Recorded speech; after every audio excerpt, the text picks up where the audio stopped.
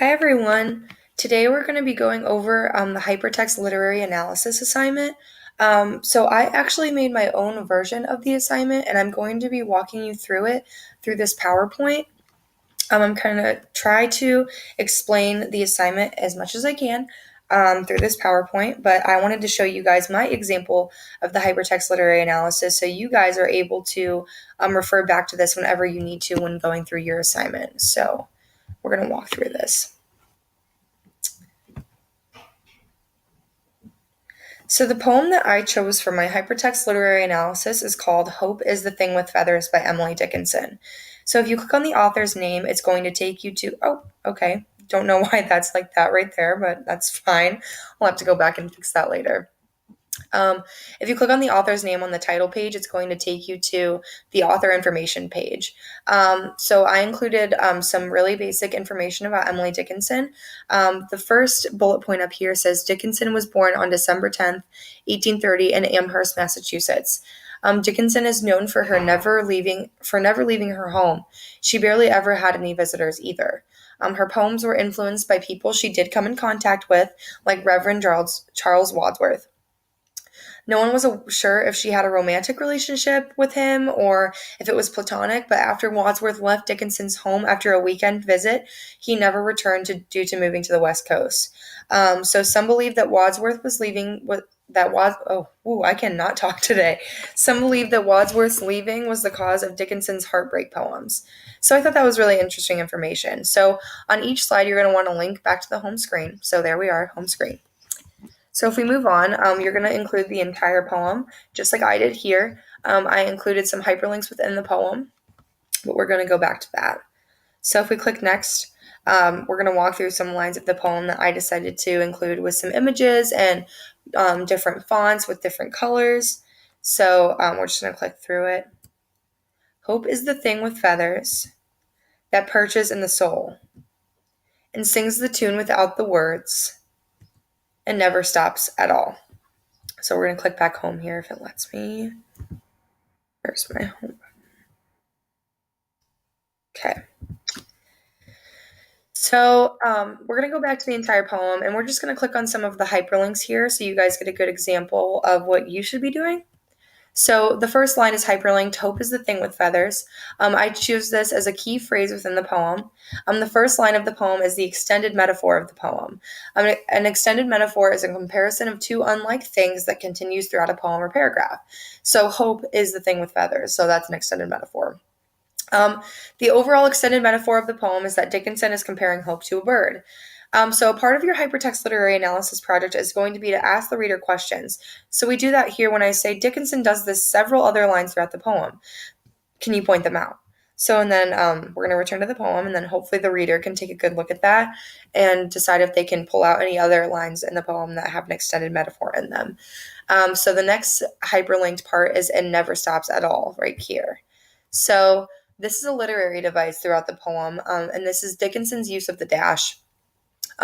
So Dickinson's infamous use of the dash, what do you think its significance is? It's been interpreted in many different ways. Some say she writes with the dash to show she is stressed or to emphasize her intense emotions. Some even believe that the dashes represent a mental breakdown with incomplete thoughts. Others think that Dickinson wrote with the dash to emphasize a pause, to stop, and make the reader think. So, and then I asked the reader, what do you think? So the reader can think about that. So we're going to return to the poem here. You guys are going to be doing, we're just going to click through this part. You guys are going to be doing 3 literary devices within your poem, just like I have here. And then you're going to be doing 3 key phrases throughout the poem and explaining why you believe they're key phrases within the poem. So there you go.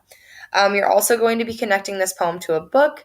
So this is my shameless plug for the day. This is my favorite book, and I decided to connect it to this poem. This book is called I'll Give You the Sun by Jandy Nelson. You guys should definitely take a look at this book because it's just so good. It is about the 2 different perspectives of a twin brother and sister. After their mother passes away, their lives take a turn for the worse. They grow apart over the years, even though they used to be best friends. So I decided to connect this poem to this novel because there's so much hope throughout the entire novel, and I think that that's the essence of the poem. So there's the book that I decided to connect it to. You're also going to be connecting it to a movie. The movie that I decided to connect it to is called Love, Simon. I decided to put the trailer here just so the reader, if they've never seen it before, they can get a glimpse of what the movie's like. So it's about Simon. He's an average high school boy. He has a good life, and the only problem in the movie is that no one knows he's gay. The movie gives people hope because we get to go on Simon's journey with telling those around him who he really is. And then you're also going to be connecting this movie to a song. I connected this song to I connected this poem to the song called Demons by Imagine Dragons. You're going to be able to listen to the song here just through a YouTube video. Did that for the reader as well. And I said this song reminds me of the poem as a whole. It's encouraging and empowering, and it reminds you that you always have something to look forward to, even when life gets hard. And then you're going to want to ask your reader a question. So now that you have read the poem, identified literary devices and key phrases, and connected it to things you have listened to, read, or seen, why do you think Dickinson decided to compare hope to a bird? Of all things in the world, why did she decide to compare hope to a bird? For your response, think of the images the poem provides as you read it. So this is going to be something that your readers are going to be doing as they click through the poem. I think it's really important to ask your reader questions so they know that, what they're going through. Things will start to click and make sense for them as they're going through and reading the poem. So that's why we're going to include this slide in our hypertext literary analysis. So you're going to ask your reader what were Dickinson's or whatever the author's intentions were for writing the poem. And then we ask the question, given Dickinson's background information that was provided, as well as the contextual information, answer the question above. And then I'm going to ask my students to respond in your writer's notebooks, but obviously we don't have to do that right now. So yeah, you're going to write down what you thought as the reader, what Dickinson's intentions were for writing the poem.